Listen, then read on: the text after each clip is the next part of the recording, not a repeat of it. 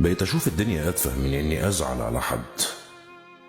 الحلو حلو لنفسه، والوحش برضه لنفسه. فقت لنفسي وبدأت أغير حاجات كتير جدا في تعاملاتي مع البشر. بقيت بميل لمبدأ المعاملة بالمثل. هتعاملني حلو هعاملك حلو، هتتجاهلني هعتبرك أصلا مش موجود. ده غير إني فعلت نظام الاستغناء. بقيت بستغنى عن أي حاجة هتتعبني وهتكون سبب في تعاستي وحرقة دمي.